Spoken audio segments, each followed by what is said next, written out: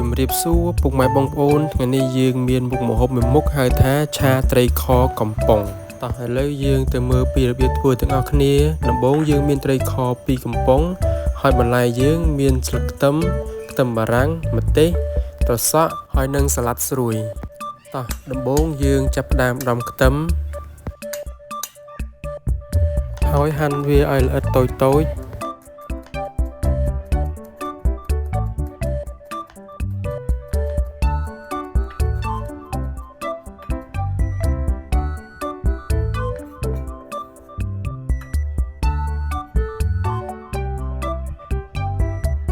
បន្តមកទៀតយើងចាប់ផ្ដើមហាន់ម្ទេស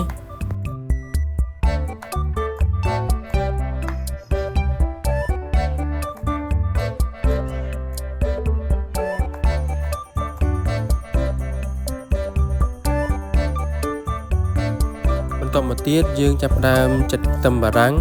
សម្រាប់ខ្ទឹមបារាំងបងប្អូនចិតតូចជាងនេះក៏បានធំជាងនេះក៏បានតាមចំណង់ចំណូលចិត្តបងប្អូន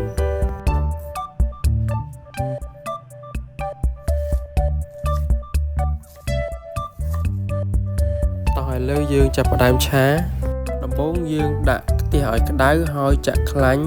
ដើម្បីបំពងខ្ទឹម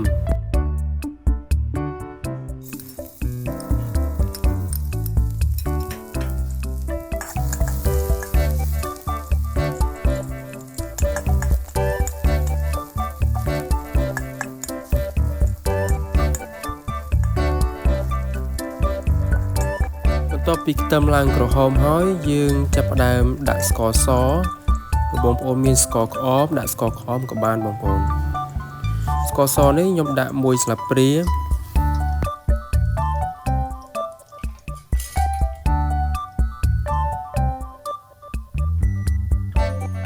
ប្រេងខ្យង1ស្លាបព្រា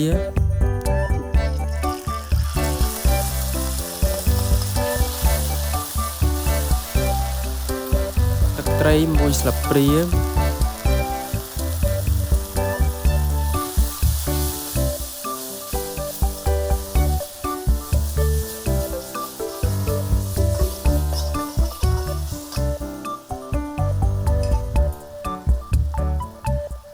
ទឹកប្រេងម្ទេស1ស្លាបព្រា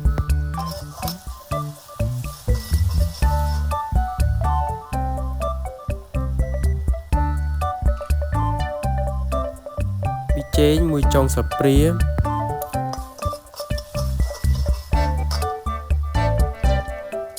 ម្រេច1ចុងស្លាបព្រា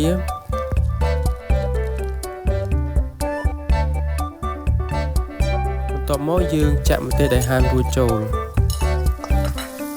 កូរវាឲ្យសព្វល្អហើយយើងចាប់ផ្ដើមដាក់ត្រីខសម្រាប់ត្រីខនេះខ្ញុំដាក់2កំប៉ុង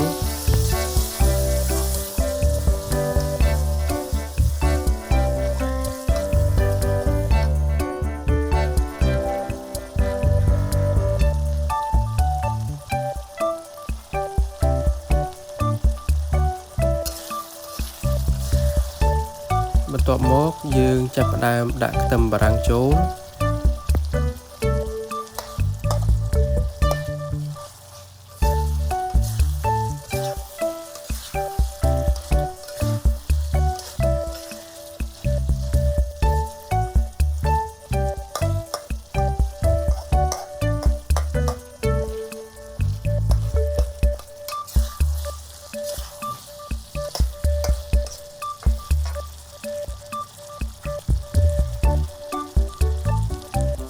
យើងអាចថែមទឹកបន្តិចចូលបានបងប្អូនជាចុងក្រោយយើងដាក់រោយស្លឹកខ្ទឹមបន្តិចមកឲ្យមានរសជាតិឈ្ងុយអរគុណពុកម៉ែបងប្អូនសម្រាប់ការតាមដាននៅវីដេអូតាំងពីដើមរហូតដល់ចប់